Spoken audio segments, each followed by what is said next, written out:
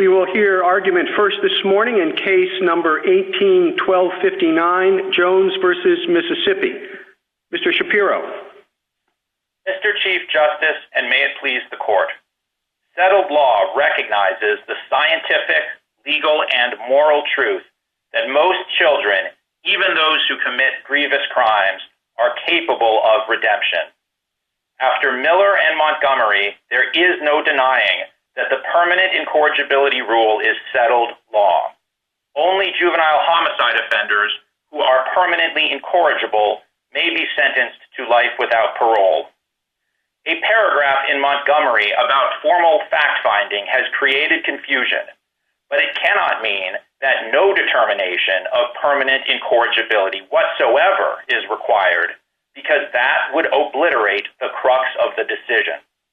Any rule of law requires deciding if the defendant fits within the rule.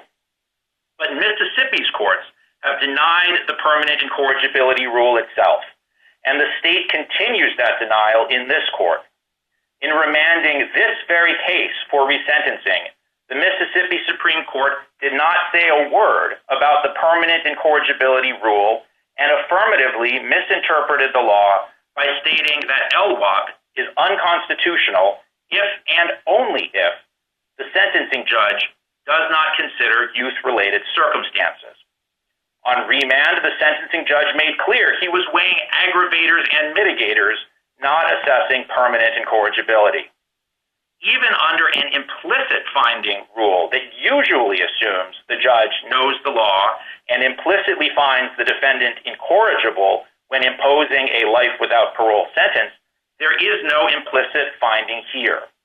That's why Mississippi continues to dispute the permanent incorrigibility rule itself. The court should enforce settled law by remanding for an answer to the decisive question: is Brett Jones, who committed a crime just weeks after turning 15, permanently incorrigible?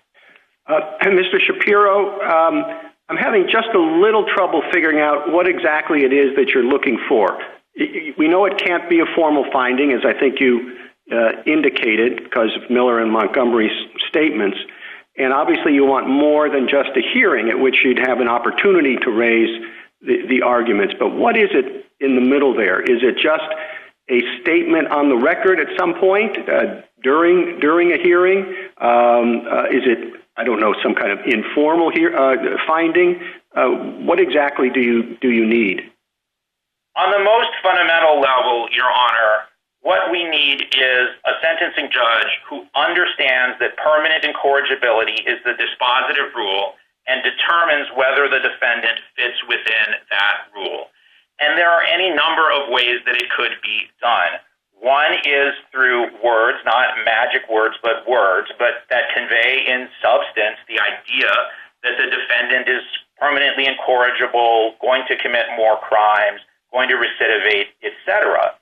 And the other, one other is that usually you can presume an implicit finding based on the presumption that the judge knows and implies the law, and therefore that a sentence of life without parole implicitly is a determination of permanent incorrigibility, just not here, because this is within the context of a state system that does not recognize the permanent incorrigibility rule to begin with. Well, at the hearing that took place here, the irreparable corruption, I guess, was the label they used. That was certainly argued by the counsel. You know, he said you have to distinguish between a juvenile offender whose crime reflects unfortunate yet transient immaturity and the rare offender whose crime reflects irreparable corruption. The judge certainly referred to Miller, said he considered each and every factor that is identifiable in Miller, and concluded that the petitioner was not entitled to the benefit of the leniency provided in Miller. I mean, is the problem really just that the judge didn't quote enough passages from Miller? He certainly cited it. No, Your Honor, that's not the problem. The fundamental problem is that the judge does not appear to have understood that permanent incorrigibility is the decisive rule that he needed to apply. And in fact, in remanding the case, the Mississippi Supreme Court said that the sentence is unlawful if and only if the judge does not consider youth-related factors. And that was an affirmative misstatement of the law. And then the judge said that he was weighing aggravators and mitigators rather than making an assessment of permanent incorrigibility. This is not about a formal declaration. It is about a judge correctly applying the settled rule that this court has laid down. Well, the evidence of what he said at the hearing, I think it's not a finding of a historical fact. And you talk about things like intellectual disability and the like. Permanent incorrigibility strikes me as different. It's more a judgment rather than a specific fact. And from that perspective, I'm just not sure what he said isn't enough. This court has made it clear that permanent incorrigibility is incapacity for rehabilitation. And there is no way I see on the record to conclude that the judge made a conclusion about that, not a finding or even some kind of predictive judgment. And again, he was operating under instructions that affirmatively said he didn't have to make that bottom line determination. He only needed to consider factors, and as long as he did so, the sentence was constitutional. Thank you, counsel. Justice Thomas? Yes, thank you, Mr. Chief Justice. Counsel, following up on the Chief Justice's line of questioning, what if the judge did exactly what you said was required and stated on the record that there had to be a finding of permanent incorrigibility and went on to do exactly what was done here? Wouldn't it be implicit in that sentencing that he made, that the judge made the finding of permanent incorrigibility? Yes, I think so. In this case, for the judge to have said that, it would have been contradicting the instructions that were given by the Mississippi Supreme Court in remanding the case, which said that all you have to do is consider youth-related factors. But the statement that Your Honor just alluded to would make it very clear that the judge understood that he needed to determine permanent incorrigibility, and then the sentence of life without parole would implicitly reflect that determination. It would be an implicit finding. Would you, and I'm just curious here, would you be able to make your argument had we not decided Montgomery? Yes, Your Honor, I believe so. It is certainly, yes, it is certainly true that Montgomery made the rule clearer, the permanent incorrigibility rule in interpreting and construing Miller. And it's important to note that one of the reasons that you can't presume an implicit understanding of Montgomery in this case is that the judge issued the sentence before Montgomery was issued. But Miller itself does say on pages 479 to 480 that the judge has to distinguish between irreparable corruption and transient immaturity, and then Montgomery repeats that 7 times as an indispensable part of its conclusion that Miller is retroactive. But did Miller, on its face, without the gloss of Montgomery, did it actually say that a certain finding or a certain procedure was required? It did not say that a certain finding was required. It did say that there has to be, the judge has to distinguish the transiently immature from the irreparably corrupt. And the only way for that to happen, one must infer, is the court has to decide which side of the line the defendant is on. And that could be an implicit determination. It can be a more explicit one. But you have to know that the judge properly understood the rule and decided whether the defendant fit within it. Ordinarily, you can presume that the judge knows and correctly applies the law, but that presumption does not apply here because of the affirmative misstatements of the law that I've alluded to. I'd like one more try at a world without Montgomery. Would you tell me whether or not you think, without, again, the gloss of Montgomery, you think that Miller is a substantive rule or a procedural rule? And if you think it is substance, again, without the gloss of Montgomery, give me an indication of why you think that. I think that it is a substantive rule that only permanently incorrigible juveniles can be sentenced to life without parole. I think that because the court says on 479 to 480 of Miller that there has to be a distinguishing between the transiently immature and the irreparably corrupt. And I also contend that it follows as a procedural consequence of that substantive permanent incorrigibility rule that the judge has to determine whether the defendant is permanently incorrigible. Thank you. Justice Breyer? I would follow up on Justice Thomas and just say, what if you were writing the opinion for the court in this case, how would you put it? The first part, I think, is fairly easy. You say, in Miller, we decided you can only sentence, and it cannot sentence a juvenile to life without parole unless he is permanently incorrigible.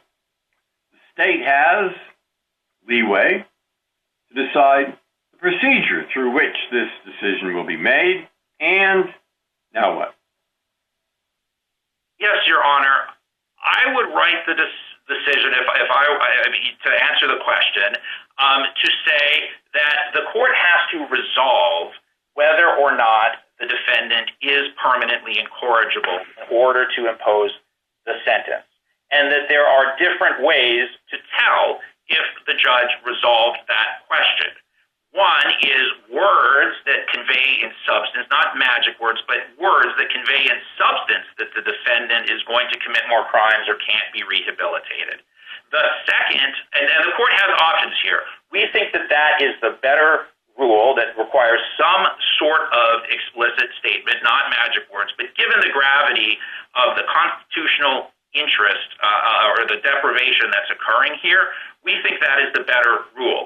The other option that the court has is to say that there is an implicit finding rule, that ordinarily you presume that the judge understands the law, understands the permanent incorrigibility rule, and that the life without parole sentence reflects a determination that the defendant is permanently incorrigible, but that presumption doesn't apply here because of the affirmative misstatements that I've alluded to. And either way, the court could make it clear that there is plenty of room for state experimentation and innovation as to the procedure, as to who bears the burden, what is the standard of proof, what is the standard of review, etc. But the one thing it has to do is resolve the question of permanent incorrigibility. Thank you. Justice Alito? Good morning, Mr. Shapiro. If you have it in front of you, could you just repeat the first sentence of your presentation this morning? Yes, Your Honor. The first sentence was settled law recognizes the scientific, legal, and moral truth that most children, even those who commit grievous crimes, are capable of redemption. Yeah, I think you are. This is fascinating. You want to take us and you want us to take the courts of this country into very deep theological and psychological waters. Do you think that there are any human beings who are not capable of redemption? Well, Your Honor, I think that there are many psychologists who can very much testify and do testify that particular individuals are permanently incorrigible and can't be rehabilitated. And in fact, as we speak, courts across the country are resolving the question of permanent incorrigibility. There are a lot of people, they're not psychologists maybe, but there are a lot of people who think that every human being is capable of redemption. There's actually a famous quote by Gandhi who says exactly that. There are a lot of Christians who believe that. You think of the good thief on the cross. So what if a judge says, wow, the Supreme Court says I have to determine whether this person is capable of redemption. I believe that every human being is capable of redemption. What do you do with that? I think think the inquiry is capacity for rehabilitation, and I think that the judge needs to do what every judge does and is doing in these cases, which is to hear evidence of criminal record before and after the crime, testimony about the perpetrator. The crime itself is very much relevant, and to make a determination as to whether the defendant is going to recidivate or has the capacity to be rehabilitated and not to recidivate. It's not a theological conception. It is a determination of whether the defendant has the capacity to rehabilitate and not recidivate. And if in the event that the judge does make an error and the person's capacity for rehabilitation is not realized, they're never getting out. They're dying in prison anyway, because the ultimate decision is made by the parole board as to whether release actually occurs. Now, you read both Miller and Montgomery very broadly, and there certainly is some language in both opinions that you are able to cite. But if we look strictly at the holdings in those cases, what Miller held, and this is what it said expressly, we therefore hold that the Eighth Amendment forbids a sentencing scheme that mandates life in prison without the possibility of parole for juvenile offenders. And what Montgomery said was, we hold that Miller set out a substantive rule, and what followed from that was that it was retroactive. So if we just follow the holdings of those cases, we get to a much narrower rule of law than the one that you're proposing. Isn't that the case? No, Your Honor, and that's because the holding of a case includes the indispensable reasoning. The only reason that Montgomery held that Miller was substantive and thus retroactive is that it set out a substantive rule that only permanently incorrigible juveniles can be sentenced to life without parole. Let me ask you just one more question before my time has expired. What would you say to any members of this court who are concerned that we have now gotten light years away from the original meaning of the Eighth Amendment and who are reluctant to go any further on this travel into space? I don't think this goes any further, Your Honor. This is just the court has laid down a permanent incorrigibility rule, stated it in Miller, restated it 7 times in Montgomery as an indispensable part of this of the holding and the conclusion, and simply saying that a court has to decide whether a defendant fits within a rule of law already laid down by this court is no journey at all. All right, thank you very much. Justice Sotomayor? Counsel, in your cert petition and in your briefing, you framed the question presented as a narrow one about the need for an express finding of permanent incorrigibility. You did not seek cert on the question of what other procedures Miller might require, correct? I think Your Honor said express finding of permanent incorrigibility, and that is not in the question presented. It says finding, and it's really my friends on the other side who are trying to load up the case with affirmative, express, explicit. So if you understand that Miller, because it said it, didn't require an express finding, in sentencing, for example, in regular sentencing, a district court judge says, I've considered the factors in 3553A, and this is the sentence that I think is adequate. And we say that's enough. Here the judge said, I've considered Miller and all of the factors it talks about, and it's just been told that one of them, most importantly, is incorrigibility. And I don't see the state in that transcript arguing otherwise, meaning that incorrigibility is not significant. In fact, they addressed it and made the argument he was incorrigible. So under those circumstances, why isn't that the beginning and end of this case, i.e., the judge made an adequate finding under Miller? The reason, Your Honor, is that in remanding the case the Mississippi Supreme Court said all you have to do is consider factors, and as long as you consider factors, the sentence is constitutional. But the judge went further and said, I'm considering the Miller factors, not the state factors. Yes, considering the Miller factors without treating capacity for rehabilitation, permanent incorrigibility, as the dispositive rule is not sufficient. Well, then you're getting back to you want magic words, because I don't see how this is any different than a regular sentencing where a judge says, I've considered the 3553 factors. We don't question whether they did it or didn't do it. We take them at their word. And that was the entire argument at the sentencing. In the federal sentencing context, Your Honor, it is usually the case that you presume, even though the judge doesn't say it in most cases, that she is imposing the minimum sufficient sentence. That is just implicit. And the reason it's implicit is that one assumes that the judge correctly understands the law. But what happened in this case was that the Mississippi Supreme Court said all you have to do is consider these factors. Considering the Miller factors is not the same, this is a critical point, is not the same as a bottom line determination of permanent incorrigibility.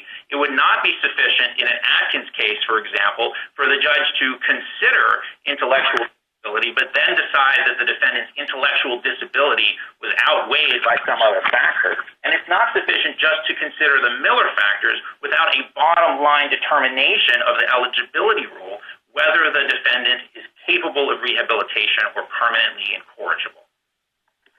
Thank you, counsel. Justice Kagan?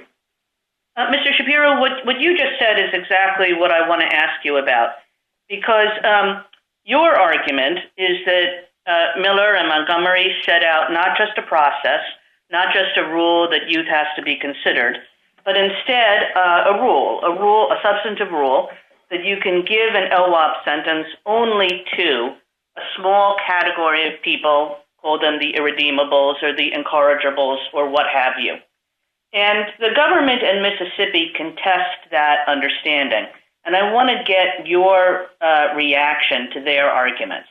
What the government says is that all this talk about incorrigibles, that's just really a label for the final judgment that a court reaches after it considers youth during sentencing. And what Mississippi says, in addition, is it says that the whole point of Miller was just to prevent against the excessive risk of disproportionate punishment, but that the essence of it is a procedural requirement about considering youth. So why aren't they right? The reason they're not right, Your Honor, is one, that Montgomery says something very different, and two, that it could not have said what they contend and arrived at the conclusion that Miller is substantive and thus retroactive. Montgomery reiterates 7 times as an indispensable part of its conclusion that there is a substantive and thus retroactive rule. What that substantive rule is, that substantive rule is that only permanently incorrigible juveniles can be sentenced to life without parole.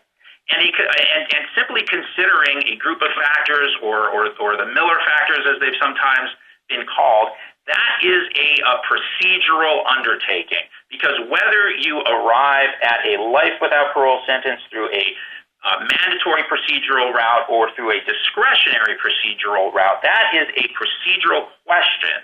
The substance of the sentence is life without parole. And merely considering factors does not fit within either of the Teague substantive rule categories. It doesn't make certain primary conduct not criminal, and it does not take a sentence off the table for a class of people. The only thing that does that is exactly what Montgomery says, which is that only permanently incorrigible juveniles can be sentenced to life without parole. And Mr. Shapiro, this goes back to a question that Justice Thomas asked you.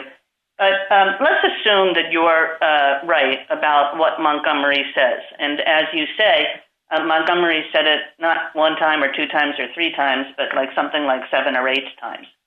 But suppose you think that that's an aggressive reading of Miller.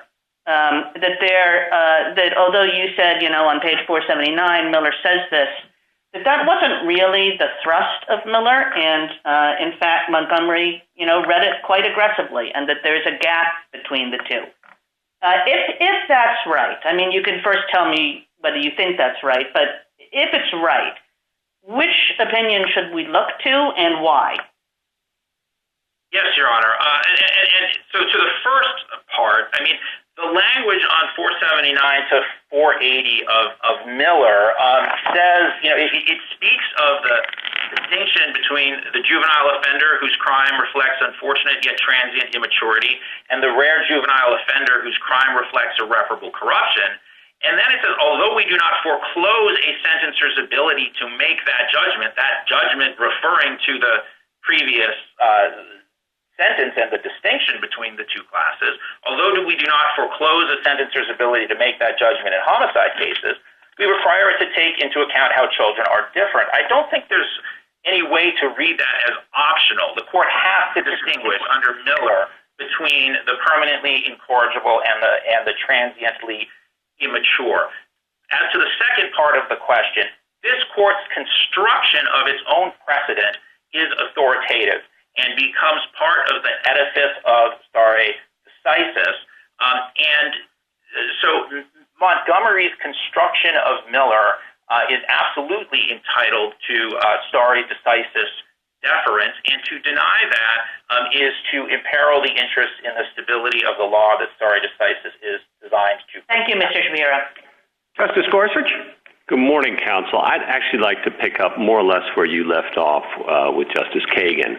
Let's assume for the moment that we might view Miller as a procedural requirement and a modest one, and Montgomery is significantly expanding and maybe creating a new substantive right during the process of purportedly doing the Teague analysis. What do we do with that? I mean, if it did create a new right, and just work with me on that assumption and a new substantive right, wouldn't we need then a subsequent decision deciding whether that new right should be retroactively applied under the Teague plurality analysis? As to whether it should be retroactively applied, I do want to first stress, Justice Gorsuch, that this case is on direct review. Of course, it's different than the Malibu case that was on collateral. No, I understand that, and I've got questions for your colleague coming up next on that, but if you could just stick with my question for the moment. Yes, Your Honor.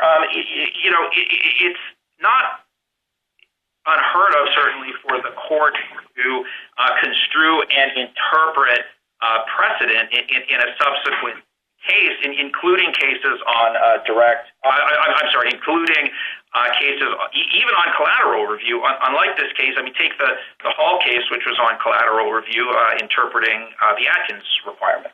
But it is a little unusual in the name of purportedly deciding the retroactivity question under Teague to then create a new right and then not consider whether it should be applied retroactively. It's a little bit of an anomaly, which maybe raises for me the next question. What about Teague? I mean, we've been applying this plurality opinion from Teague for some time, watershed rules of criminal procedure, we've never found one, and substantive constitutional rules, and we wind up turning a procedural rule into a substantive rule in order to have it have retroactive effect. You know, it kind of brings to mind Justice Jackson and Brown versus Allen, second guessing all these state final judgments from original matter, at least. What authority do we have to be reconsidering state final judgments in this way? Well, the first thing I want to stress in response to that question is that this is the majority rule applied, to the vast majority of states. It's really Mississippi that is an outlier in refusing.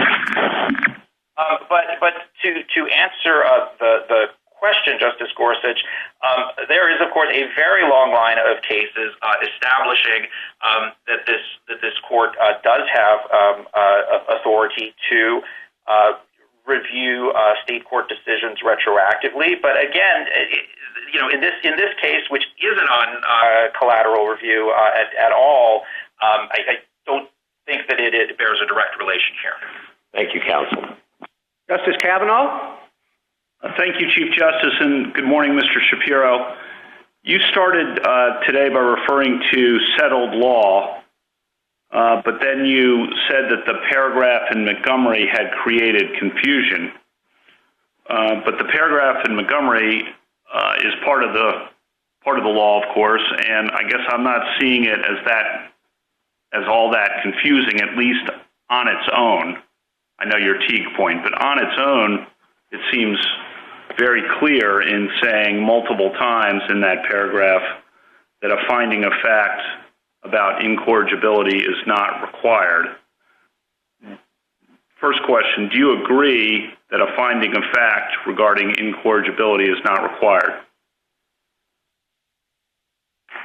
No, because that paragraph is referring to a formal finding, and I know that it doesn't use that word throughout the entire paragraph, but I do think it is clear from the paragraph that the court is talking about one thing and not jumping around between different types of finding. And so the modifier formal, a formal finding is what the court is referring to in that paragraph. But you noted this, but it does not use the word formal at least the first two times it's used, and I'd be curious what the distinction between a formal finding of fact and an informal finding of fact might be in this serious context. Yes. As to the first part of the question, I think the specific controls the general, and the court should look to the phrase that provides more information about what the court is talking about in that paragraph rather than less information, and that phrase is formal fact-finding. And I think that what a formal fact-finding might even require some kind of particular verbiage or heightened explicitness or formality.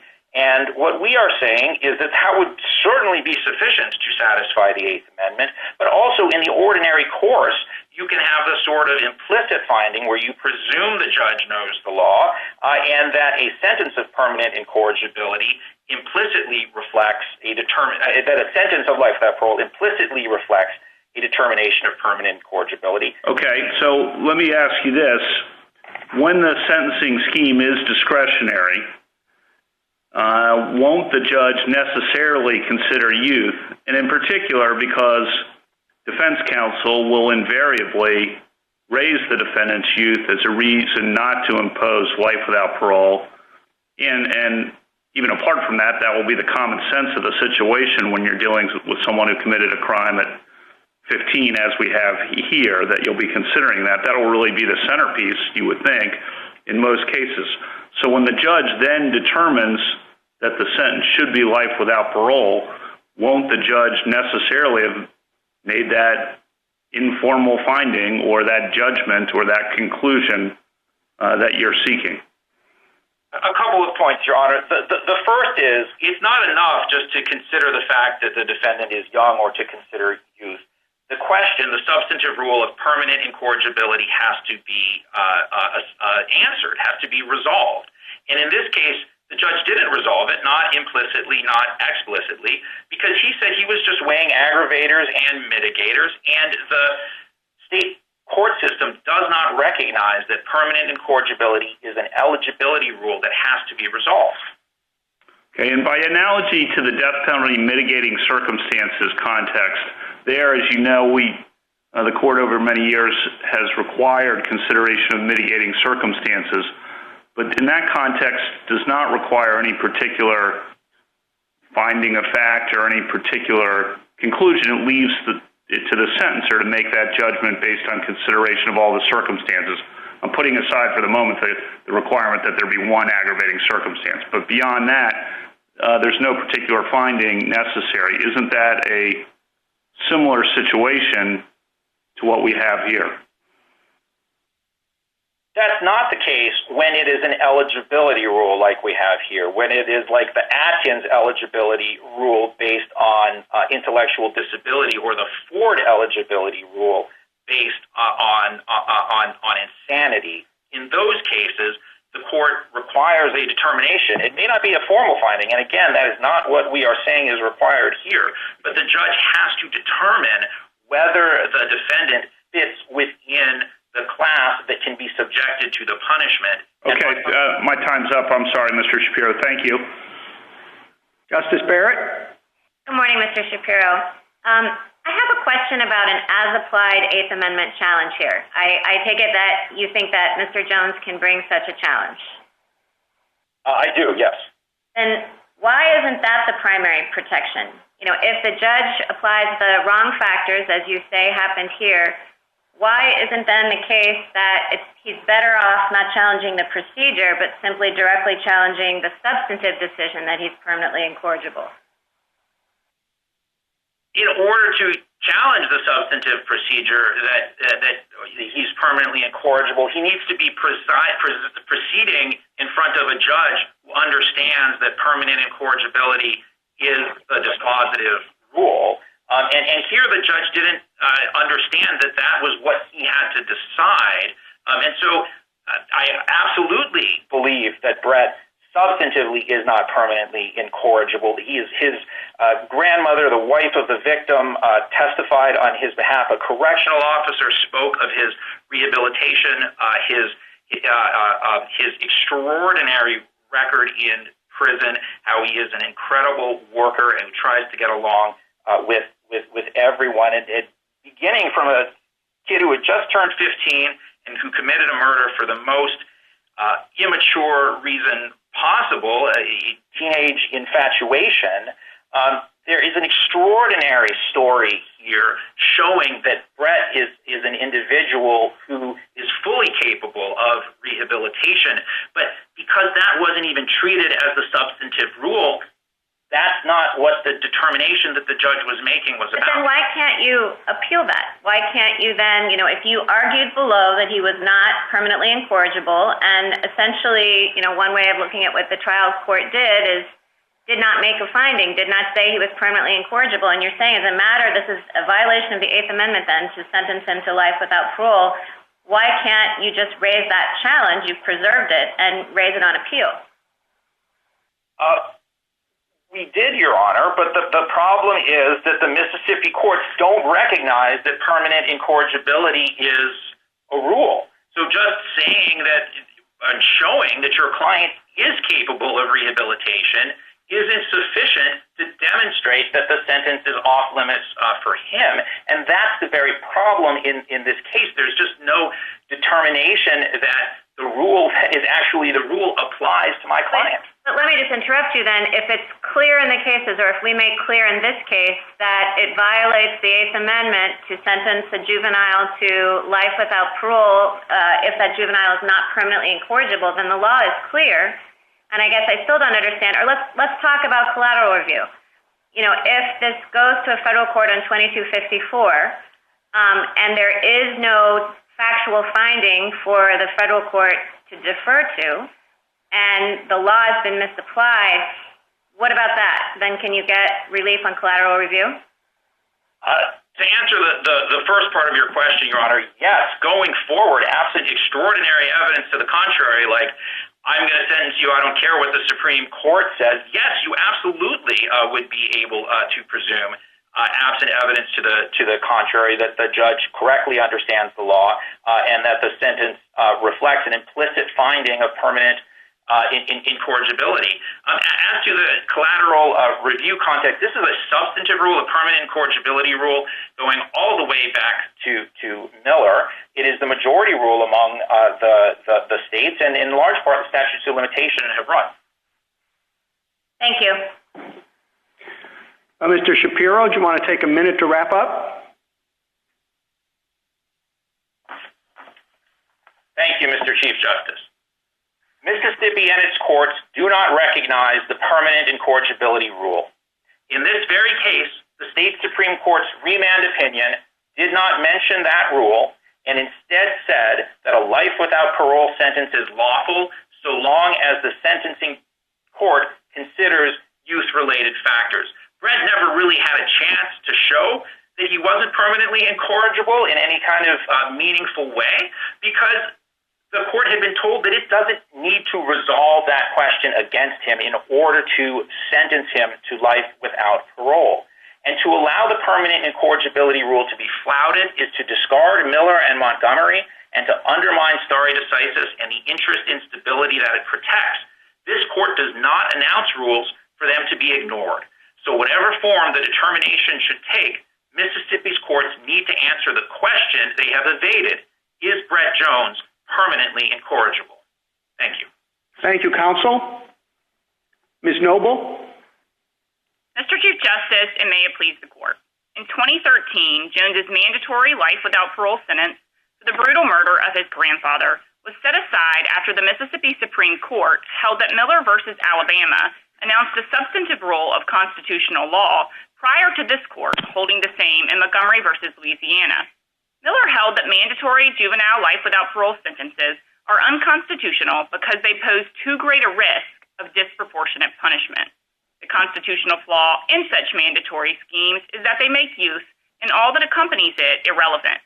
To address that flaw, sentencers must consider how youth and its attendant characteristics may diminish the penological justifications for punishment before imposing a life without parole sentence. After Miller, Petitioner Jones received an individualized sentencing hearing where the sentencing court considered the mitigating circumstances of Jones's youth and its attendant characteristics before exercising discretion to impose a life without parole sentence. Jones received what this court in the Eighth Amendment requires. Jones now contends that his sentence is still unconstitutional because the sentencing court did not also make a finding that Jones is permanently incorrigible, but that premise is wrong for three main reasons. Miller implicitly holds, and Montgomery explicitly states, that a finding of incorrigibility isn't required. Second, the individualized sentencing line of cases on which Miller relied demonstrates why Jones's position is unavailing. And lastly, whether a crime reflects permanent incorrigibility or transient immaturity isn't a separate inquiry apart from the consideration of youth. Instead, this court has used such terminology descriptively as a way to describe a crime, the circumstances of which either do or do not make a life without parole sentence grossly disproportionate. And as this court explained in Kansas versus Carr, whether mitigating circumstances exist to sufficiently warrant a lesser sentence is a judgment call, or perhaps a value call. That is, it is a normative judgment reached after Miller's evaluative process. That process was followed. Counsel, I asked Mr. Shapiro starting out what exactly it was he was looking for, and I have to say it didn't seem like very much. I think one sentence sort of articulating the holding of Miller and another sentence saying that's what I've determined or that's what I find. As I understand him anyway, I think that would be enough. Why isn't that acceptable to the state? If the question is, have they applied Miller, just a sentence saying they have, as Justice Sotomayor said, sentencing judges all the time refer to what findings are required, and we don't question their statements that they've considered those. I think the primary disagreement that we have with Petitioner Jones's argument is he continuously relates this to Atkins and Ford, that permanent incorrigibility really in the abstract is an objective type of a fact, and it isn't. It is a way to describe what is a grossly disproportionate sentence. This court always anchors whether or not something is permanently incorrigible to whether or not the crime reflects it. And so I think you can. Well, if you look at the transcript of the hearing, it seems to me that what the judge is doing is the kind of sentencing weighing of considering a variety of factors. I mean, I think he says that, the factors in Miller, the Miller factors. It doesn't sound like the consideration of a specific direction from Miller. I think Miller goes a long way to answering and does answer this question. On page 473, the court tells sentencers what they must do and why they must do it. They must consider the way mitigating circumstances of youth may weaken the rationale for punishment. That is exactly what the court did here, and that's what our trial courts are used to doing. They consider mitigating circumstances and try to determine whether or not all of the circumstances would make a lesser sentence appropriate. Thank you, counsel. Justice Thomas? Yes, thank you, Mr. Chief Justice. Counsel, do you think that you can reconcile Montgomery and Miller? I think that we have tried in good faith to reconcile both of them and to not quarrel with either of the decisions. Again, Mississippi found Miller announced a substantive rule 3 years prior to this court. And I think the way to do that is this. I think the substantive right at issue in Miller is the protection against grossly disproportionate punishment. The question then becomes, what is the process Miller prescribes for reducing the risk of a grossly disproportionate? And it isn't by wordsmithing a sentencing transcript or fly-specking them after the fact. It's by individualized sentencing. So what Miller adds to gross disproportionality is the consideration of youth. And if you read page 734 of Montgomery, which petitioner cites often, to simply describe grossly disproportionate punishments, I think they can be reconciled. And I think you can see this because the court vacillates between various adjectives. Crime reflects permanent incorrigibility. Crime reflects irreparable corruption. Crime reflects transient immaturity, which shows that the court is using these terms as a shorthand descriptor, as does the fact that the court rejects the notion that a finding of incorrigibility is required on page 735. So how would it, other than the fact that it would not have been retroactive if Montgomery had not been decided, if Montgomery was not on the books, how would you apply? Would Miller have changed your procedures much? No, Your Honor, if I'm understanding the question correctly, that the state would have been applying Miller, it certainly changed the procedures after Miller, because Mississippi, as determined by the Mississippi Supreme Court in Parker versus State, said that the state had a mandatory sentencing scheme. And so now the state has done what Miller requires. And really, I think our bottom line conclusion, you can look at it this way, is that the 15 jurisdictions that Miller kind of highlights as what is constitutional, for example, in footnote 10, none of them required a finding of permanent incorrigibility. So what we're saying is that the constitutional regimes Miller said are constitutional are indeed constitutional, and Mississippi is in line with those regimes. Thank you. Justice Breyer? Well, it seems to me now there are two questions. Does Miller, after Montgomery, say that in order to sentence a juvenile to life without parole, he must be incorrigible, right? Permanently incorrigible. Did the court say that? I think yes. Okay, so assume I'm right on that. Yes, that's a substantive rule. But then my question is the same as Justice Barrett. Why isn't that the end of the case? Judges do decide substantive rules all the time. And the question is, well, did they get the rule right?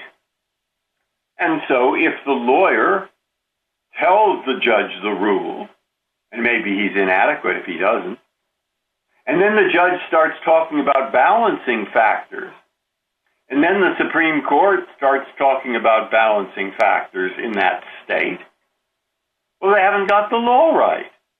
Substantive law. And the same thing happens. You do it again under the right law.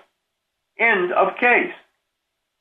Now, does that, what's wrong with what I just said? I think the beginning of the proposition that permanent incorrigibility somehow, in the abstract, not anchored to the crime, somehow became a substantive rule. I know that you disagreed with that, and so I asked you to assume that. Assume that I'm right on that. If Your Honor is right on that, then I would still say that the substantive law here was applied correctly, because what we are concerned about, even in the permanent incorrigibility type of a context, is a grossly disproportionate sentence. And then you're remaking. I'm sorry to interrupt you, but what I'm interested in is on the assumption there's an absolute rule. No incorrigibility, no life without parole. Okay? Absolute rule. Now, can we say, state, You enforce that rule just like you enforce any other rule of law. You go look at what the judge said, you go look at the conditions, and you say, did he have the law right in his mind when he did that? And however Mississippi chooses to do that within the realm of reason, that's up to Mississippi. I agree at that point that the procedure to enforce the rule would at that point be up to Mississippi. And here I do think it was argued specifically, if you look on Joint Appendix 144, specifically Jones's argument was that transient immaturity, quote, quite likely was involved here. And the judge rejected that. So I think what we're arguing over here is more of a procedural issue, but if that is a substantive issue, Mississippi applied it. And the judge rejected the argument. Justice Alito? Counsel, my problems with this case go a lot deeper than these procedural questions that have rightly occupied, have occupied most of the argument. I don't really understand exactly what we are talking about. There are a lot of statements in Miller and Montgomery, and one of them, which a lot of the argument has focused on, is the statement that a judge has to determine whether a particular defendant's crime, a particular minor's crime, reflects transient immaturity or incorrigibility, as if those are the opposite sides of the same coin, but they're not. A crime could reflect transient immaturity. A minor could be completely mature and yet capable of being rehabilitated. So what are we talking about? And keep in mind that of the three purposes of punishment that the court identified and applied in Miller and Montgomery, the first, which is retribution, has nothing whatsoever to do with rehabilitation. I think the best way Montgomery puts it is on page 734, and that's that Miller requires a sentencer to consider a juvenile's youth and its attendant characteristics before determining that a life without parole is a proportionate sentence. So if you look at the substantive right being the protection against grossly disproportionate, the way we understand page 734 of Montgomery is to say that a crime reflects transient immaturity. That simply describes a crime the circumstances of which make a life without parole grossly disproportionate. But Miller is an all things considered type of an analysis. It's not a myopic focus on one particular fact. One particular fact and one particular piece of evidence is not going to ipso facto make a life without parole either proper or improper. It truly is a all things considered and see if mitigating circumstances are going to diminish all of the penological justifications for the punishment. I think that's all right. Thank you. Thank you, counsel. Justice Sotomayor? Counsel, Montgomery says repeatedly on 734 and in other places that Miller did more than require a sentencer to consider a juvenile offender's youth before life without parole. So merely considering youth can't be enough under Montgomery. It established that the penological justification for life without parole collapsed in light of the distinctive attributes of youth. More than once it says, even if a court considers a child's age before sentencing him or her to a lifetime in prison, that sentence still violates the Eighth Amendment for a child whose crime reflects unfortunate yet transient immaturity. Proportionality of sentencing looks at the nature of the crime, but Miller and Montgomery made very clear that we're looking at the nature of the offender. So is it your position that if a sentencing court says, I've considered the Miller factors, but I think the crime does not reflect permanent incorrigibility, but I'm going to sentence him to LWOP anyway because the crime was really horrific?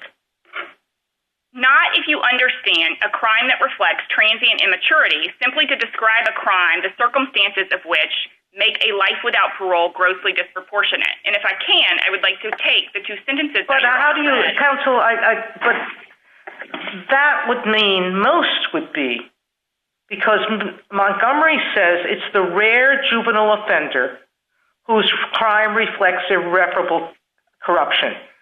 Multiple times in Miller and in Montgomery, the court says it should be rare. I agree with that, Your Honor, and I think the best way to read that is to say that this court, looking at the whole, for example, it looks at statistics on footnote 10, was envisioning that many times the mitigating circumstances of youth and all the surrounding circumstances would indeed make a life without parole sentence grossly disproportionate. So if a judge said what I said, he's not permanently incorrigible, but I think the crime is serious, would that violate Miller and Montgomery in your view? Your Honor, I may be misunderstanding, but I think I look at those two questions a little bit differently. I know you don't, but answer mine. If a judge says this is not a permanently incorrigible human person. Yes, if this court is using permanently incorrigible, not anchored from the crime, perhaps so. Perhaps a life without parole judgment would be proportionate. I don't think corrigibility is some discrete objective fact in the abstract about a person, and that is why the court time again anchors it to what a crime reflects. Can the crime be sufficiently diminished by or explained by some quality of youth? And again, nor do I think counsel, Justice Kagan? Ms. Noble, I guess what I'm struggling with here is how, on your theory, we could have labeled Miller a substantive rule in Montgomery. Because I always thought that a substantive rule under Teague meant that there was a class of people who you couldn't, you either couldn't criminalize their conduct or you couldn't sentence them to a certain way. But that was the question, that there was a class of people for whom a particular punishment was impermissible. And you're saying that that's not what Montgomery does. But if it's not what Montgomery does, if Montgomery is only basically ensuring that a certain kind of process is accomplished, then how could Montgomery say that Miller was retroactive? Two ways. First, Miller is substantive because it is premised on the protection against grossly disproportionate punishment, that there was a grave risk that a life without parole sentence would be grossly disproportionate in any given case. Miller says that on page 470. And if I could just interrupt you there, Ms. Noble, do you mean to say that it satisfies Teague if there's a process rule that has an effect on substantive outcomes?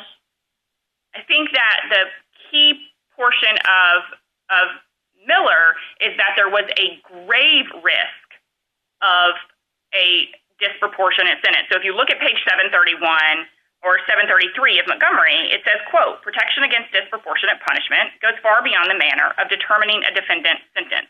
But the again, I guess what you're saying is that there's a process rule, and that process is necessary to prevent a serious potential for bad substantive outcomes. Then that's enough under Teague. Is that correct? Well, what Montgomery says is that there is a grave risk, not a quote-unquote likelihood or a quote-unquote possibility. You can see that on page 736. And so I think if you look at the class language in Montgomery, I'm not disagreeing with Your Honor that that language is in there, of course, but you can look at it, for example, as a numerator-denominator kind of a setup. The denominator being all juveniles convicted of homicide, and the numerator being a class of defendants for which a life without parole sentence, based on all the circumstances, will be disproportionate. My point is that you cannot... Justice Gorsuch? Counsel, I'd like to pick up Justice Kagan's question. And before I do, let me just ask one quick question. Because Mr. Jones is on direct appeal from resentencing, do you think he needs the right he seeks to be retroactively applicable under Teague, or is that just neither here nor there? No, Your Honor. The state has never actually argued that he was on he was on collateral review. Okay. So we're on direct review, and we're just trying to figure out what to do with. Let's say we think that Miller was a decision about processes, and that Montgomery did what Justice Kagan described and created a class of persons or a substantive right for a class of persons.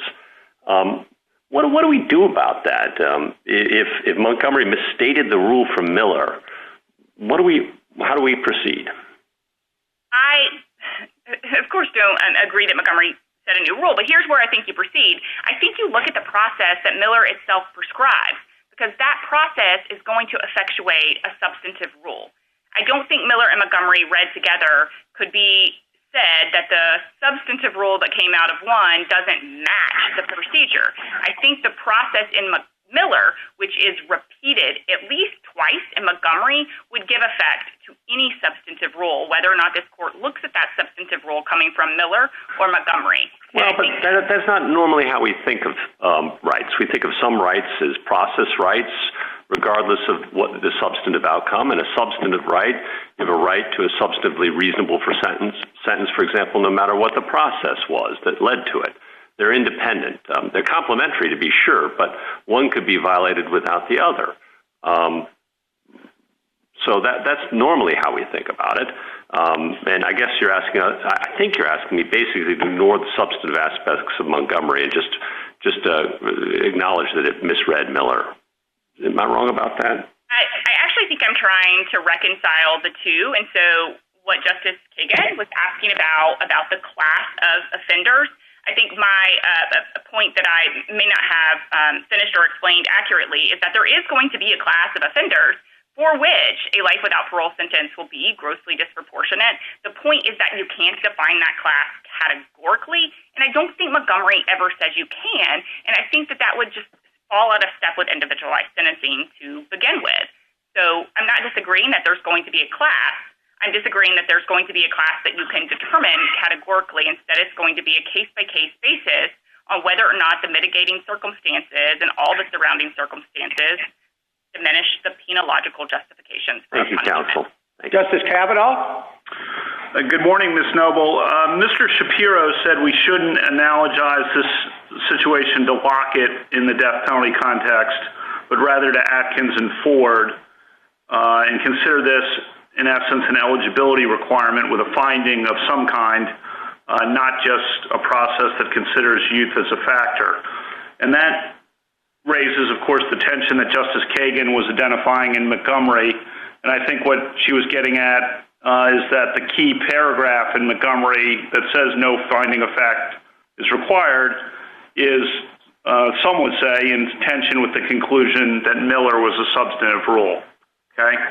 And so if that's true, and you've made an attempt to reconcile it, and I think you make a good point on that, but suppose that's true, and we either have to follow the paragraph in Montgomery or follow the implication of the Teague conclusion, really say that paragraph is wrong in Montgomery, or back away from it, which Justice Gorsuch was getting at. A long lead up to a bottom line question. Why shouldn't we just require a finding of fact that the defendant is permanently incorrigible? I think that's fairly illusory. I mean, a finding of fact that the defendant is incorrigible ignores much of Miller. It's also not an objective fact. It's going to be some type of judgment that a sentencer is going to have to make, and to get to that judgment, you're going to need an evaluative process, and you're going to need to evaluate mitigating circumstances, which this court has always said is a normative type of a value call. And so I think this is more like the Woodson line of cases, and I think we know that because Miller says that. And I think if you really look at petitioner's reply brief on pages 11 and 12, I think it underscores the absence of any constitutional mooring for the rule that the petitioner advances, because he doesn't really tell us, is this a legal rule or a factual rule? Which side would have the burden of proof? Does a judge or jury have to make the finding? If it is a specific finding, does a jury have to make it? And at that point, are we in the Apprendi arena? So I think that just suggests that we don't really know what the nature of the rule is, which suggests that it's probably not a constitutional rule. And we typically don't think about the Eighth Amendment as requiring specific findings. I think that's been completely rejected by this court in the cases that Miller cited, including Johnson versus Texas. Thank you. Justice Barrett? Ms. Noble, do you agree that a defendant can bring an as-applied Eighth Amendment challenge to a juvenile sentence of life without parole? Yes, Your Honor, that there would be a gross disproportionality challenge. I think what I see Miller adding to gross disproportionality as the consideration of youth. And what would the standard be? Not permanent incorrigibility, I take it. That's a more broad question of, was this grossly disproportionate? Yes, I think so, Your Honor, and I think looking at it that way dovetails quite nicely into why Miller is a substantive rule and why Montgomery said Miller was a substantive rule, because you're trying to, in Montgomery's own words on page 734, you're trying to determine that a life without parole is a proportionate sentence. But how do you determine that if you're not looking at the question of whether this is transient immaturity or a reflection of permanent incorrigibility? How is the appellate court what standard is it supposed to apply?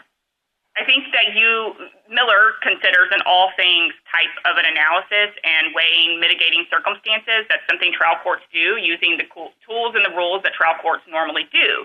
I think the way we define a crime as to whether or not a crime reflects transient immaturity is a crime sufficiently mitigated by the distinctive characteristics of youth so that all the circumstances surrounding the crime would make a life without parole grossly disproportionate. I mean, can you explain this crime by a particular quality of youth?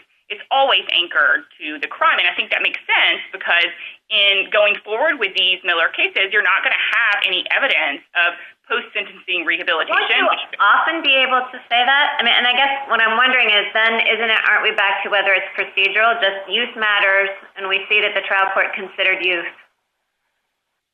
I do think that is the procedure, but I think the substantive component and what Miller and Montgomery were concerned about is that not applying Miller retroactively would create too great of a risk that many juveniles sentenced to mandatory life without parole prior to Miller were serving unconstitutionally disproportionate punishments, with Montgomery reiterating that the protection against disproportionate punishments is the central substantive guarantee of the Eighth Amendment.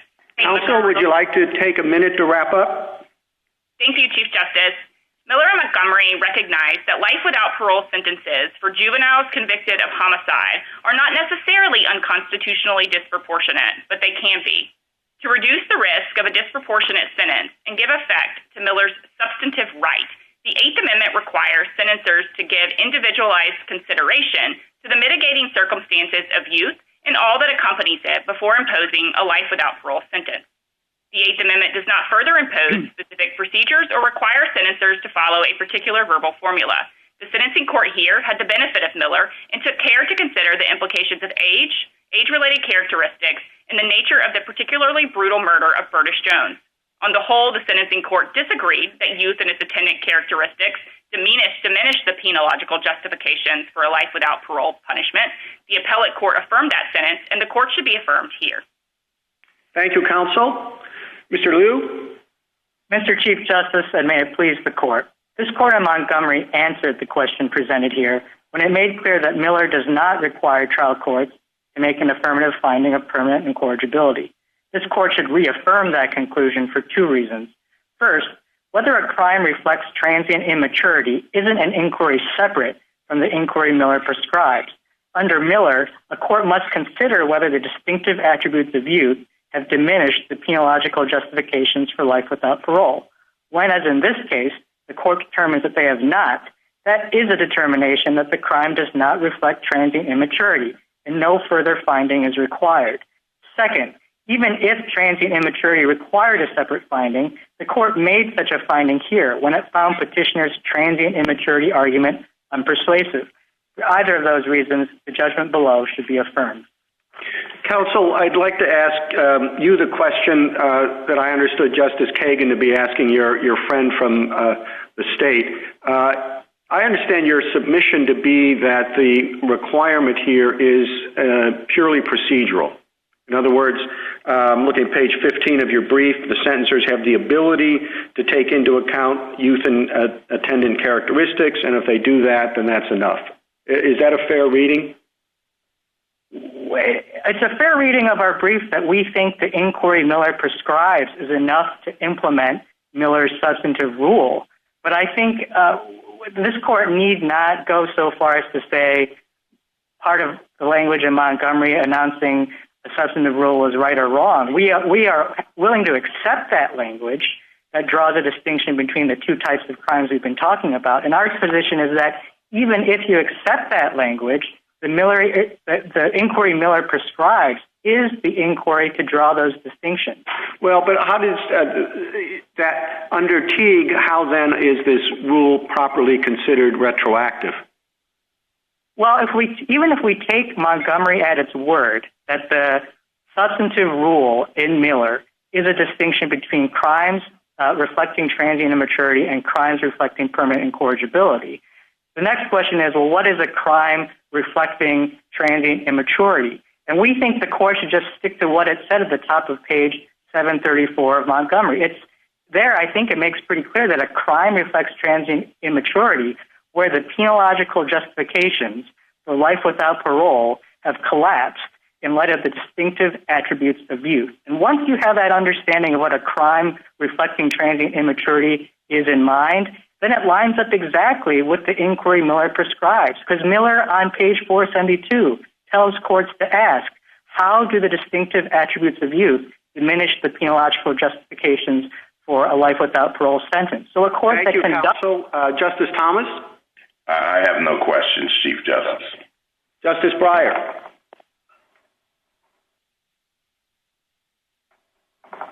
Justice Breyer? No, I have no questions. Thank you. Justice Alito? Suppose a judge says this after a sentencing hearing. I don't think this minor who committed this crime a month short of his 18th birthday is transiently immature. I think this person is highly intelligent and very mature. But I can't say that after 25 years in prison, he can't be rehabilitated. If he's released after 25 years, he will commit other crimes. What is the judge to do in that situation? We think that is a legitimate thing for a judge to say. Well, what the judge is essentially saying is that the penological justifications for life without parole have not collapsed in light of the distinctive attributes of youth. The court is identifying an uncertainty about the future, but I think everyone agrees, including petitioner, that the burden can be placed on the defendant to show that a lower sentence is possible. So that uncertainty itself can't be dispositive in saying that the process is wrong. Well, I don't quite understand the question. Suppose that the defense brings in a dozen highly qualified psychologists who say, we think that just about anybody who commits a crime short of 18 can, after a period of time in a good correctional facility, be rehabilitated so that the person will not create a risk for society after the person is released. In that case, it's still within the judge's power to conclude that a life without parole sentence is appropriate if he thinks there are still penological justifications to support such a sentence. So the court could reason, for example, that while there is a possibility of some rehabilitation, it's not going to be enough to show true rehabilitation given how brutal and depraved the crime itself was. I mean, Montgomery and Miller use a lot of language, possibly quite loosely. They use certain terms interchangeably: corruption, redemption, incorrigibility, and then contrasted that with transient immaturity. I'm not quite sure how they all fit together. Well, I agree, Justice Alito, that those are not self-defining terms. I think it would help the analysis if the court were to make clear that the phrase crime reflecting transient immaturity means a crime where the penological justifications for a life without parole sentence have collapsed in light of the distinctive attributes of youth. And a crime reflecting permanent incorrigibility is a crime where those penological justifications have not collapsed. That would have the benefit of lining up the language in Montgomery with the inquiry Miller prescribes, but it would also have the benefit of allowing sentencing courts to conduct this inquiry the way they usually do, which is to consider the penological justification in light of a certain category of mitigating evidence and to ask whether that mitigating evidence is sufficiently compelling in a particular case. Thank you, counsel. Justice Sotomayor? Counsel, You and your co-counsel basically want to say that Miller and Montgomery mean only, does youth mitigate the horribleness of this crime? But that's not what Miller and Montgomery said. And in fact, what Miller and Montgomery said repeatedly was it would be the rarest juvenile that should receive life without parole. So how does your narrow proportionality approach, yours and your colleague, get to the nub of that? Well, I think it just might be the case that when a sentencing court asks whether the penological justifications for life without parole have collapsed in light of the distinctive attributes of youth, that in most cases, the answer will be yes. And so I don't think there's most cases, you're saying judges will find that these juveniles shouldn't be sentenced to life without parole? Or are you saying that in most cases they should? I'm saying that in most cases they shouldn't, because the penological justifications for such a sentence will be diminished, will collapse in light of the distinctive attributes of youth. It's not a question about the test. The test is, do those penological justifications collapse? It may be that the result in applying the test to cases out there in the world that the test is satisfied. That is the. So, but how does the proportionality test that? That's what I'm trying to get to. It's very rarely applied. In Hamlin versus Michigan, we said possessing 672 grams of cocaine justified a life without parole. Right. What a test I'm laying out about what a crime reflecting transient immaturity is a test that the sentencer applies in the first instance. It's not a narrow proportionality. It's not a gross proportionality. It just is, as a sentencer would ask in any case, whether certain mitigating evidence is sufficient to warrant a lower sentence. Now, the question that was before this court in the cases you mentioned was an appellate standard. And that appellate standard is more deferential to the sentencer. And so there is a level of grossness, a narrowness to the application of that test. Thank you, counsel. Justice Kagan? Mr. Liu, I'd like to go back to a question that Justice Sotomayor asked Ms. Noble and get your view on it. Let's say that I'm a sentencer, and I go through a hearing, and at the end of the hearing, I say, I've considered this defendant's youth and the attendant characteristics of youth. I've done all that consideration. He's given me a lot of argument. I've listened to it all.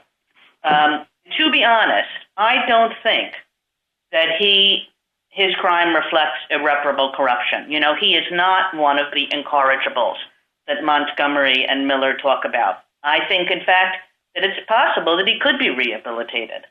But I also don't think that his youth is sufficiently mitigating for this horrible crime that he committed. So I'm sentencing him to life without parole. I think that that would be a good punishment and a proportionate punishment. Is that okay on your theory? No, Justice Kagan, it's not okay. We think a resentencing there would be appropriate, but it's not because the court failed to make any specific finding. It's because the court in that hypothetical has made contradictory statements, essentially saying both that the crime reflects transient immaturity and that it does not. And I think it's a pretty well-accepted form of procedural error that when a court says contradictory things, we send it back for the court to clear. I guess I don't understand that, Mr. Liu, because I took your argument to be one that said, these are just labels, the incorrigible label versus the transient immaturity label. What's necessary is that a judge take into account youth and consider it in I think Ms. Noble talked about an all things considered way, and this judge has done that. He's considered youth in an all things considered way. He's balanced it against a whole bunch of other factors, and he said that notwithstanding the possibility of rehabilitation, a LWOP sentence is appropriate. Is that not right? It's because the labels do refer to specific concepts in our view. And so when a court uses the phrase crime reflecting transient immaturity, we're translating that into, I think the penological justifications of youth have collapsed. If the court then says in the next breath, well, actually, I think the penological justifications have not collapsed, that's just saying two contradictory things. But what I'm not saying is that in every case, the court has to utter some magic words about transient immaturity. I'm saying when the court uses that phrase, but then says something that contradicts it, we should send it back to clear things up. Thank you. Justice Gorsuch? No questions, thank you. Justice Kavanaugh? Good morning, Mr. Liu. I want to follow up on my understanding of how this plays out in your view. If the process was good and perfect, my understanding is that you can't raise a different Eighth Amendment argument that the individual sentence was still disproportionate. The answer to that is the process is what leads to the proportionality, at least as an Eighth Amendment matter. And by analogy, in the death penalty context, the Gregg versus Georgia context, we have said proportionality is required, but it's achieved in two ways. One, you rule out the death penalty or life without parole for a certain class of offenses or offenders. And secondly, we require that the sentencer consider all the relevant mitigating and other relevant circumstances. That's the Lockett principle. And here, I just want to make sure your answer, if the process considers all the relevant circumstances, is there a separate argument as an Eighth Amendment matter that someone could still make, well, they applied all the relevant factors, but I still think it's disproportionate? So we do, Justice Kavanaugh. I think the way to think about it is to compare this to the federal regime. As no doubt you're familiar, you can bring a procedural reasonableness claim under, say, Rita, but then a substantive reasonableness claim under Gall. And what we're saying here, this is a case about procedures. We're saying that there's nothing wrong with the procedures that were followed here. The court asked the right question and considered the right elements in answering that question. So there's no sort of procedural Eighth Amendment claim. We do think there's still room for a defendant to bring an as-applied Eighth Amendment claim. This is the sort of claim that the Chief Justice entertained in his concurrence in Graham versus Florida. I don't think Miller or Montgomery forecloses the availability of that type of claim. Thank you. Justice Barrett? So, counsel, I guess I'm a little surprised to hear you say that you think that they can raise an as-applied substantive challenge to the proportionality because, I guess this is part of the confusion about whether Miller and Montgomery are substantive or procedural. But let me ask you this. If all the procedures, as Justice Kavanaugh said, were applied perfectly, what is the standard of review? Is it, well, the standard is grossly proportional because the defendant is not permanently incorrigible? If there were a separate substantive Eighth Amendment claim brought, Justice Barrett, yes, the standard of review for an appellate court would be the narrow proportionality standard that the Chief Justice applied in his concurrence in Graham versus Florida. So your objection here is really that it's making the state jump through too many hoops to put something actually formally on the record as a finding of fact. That's correct. Standard. It would be as if in the federal system we had judges requiring trial courts to say, oh, I followed the parsimony principle. I really did consider whether this sentence was sufficient but not greater than necessary. Courts don't require that sort of uttering of magic words, and that's our objection to petitioner's submission here. Okay, thank you. Mr. Liu, a minute to wrap up. Thank you, Mr. Chief Justice. I think this case turns on what the label crime reflecting transient immaturity means. We think it means a crime where the penological justifications of youth have collapsed in light of youth.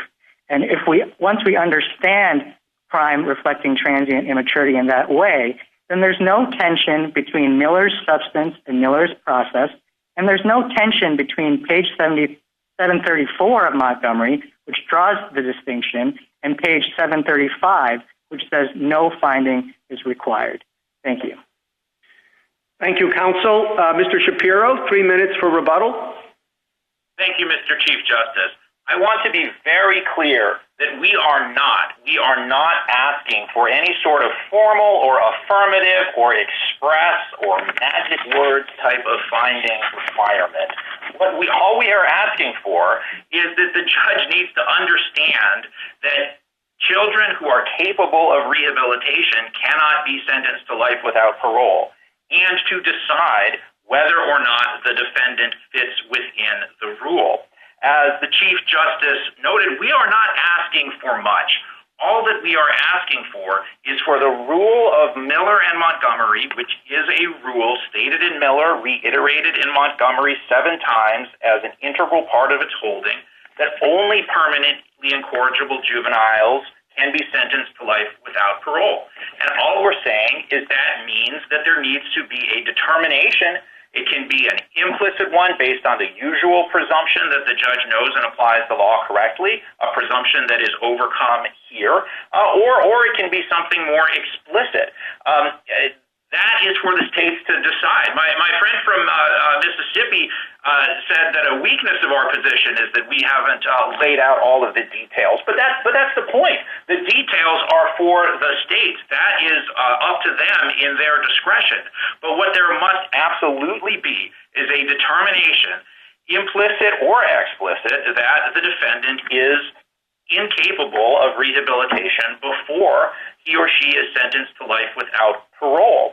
And I think what we've just heard from the other side is what a frontal attack on stare decisis and settled law is being made by my friends. My friend from Mississippi agreed that even a corrigible juvenile could be sentenced to life without parole. And my friend from the United States is dismissing the permanent incorrigibility rule as just a label and not really providing a direct answer to whether permanently incorrigible juveniles can be sentenced to life without parole. Montgomery provides that direct answer. Miller provides that direct answer in saying that trial courts need to distinguish between the two classes. And I think my friends from Mississippi, her comments illustrate what a free-for-all it is without a standard. It comes down to considering factors and deciding whether a lesser sentence is appropriate. All things considered. What we are saying is that there is a rule. This court has laid down that rule in Miller and Montgomery. It is part of the edifice of stare decisis and the stability interest that it protects. And this court does not lay down rules so that they cannot be applied. Mississippi courts need to decide whether Brett Jones is permanently incorrigible. Thank you. Thank you, counsel. The case is submitted.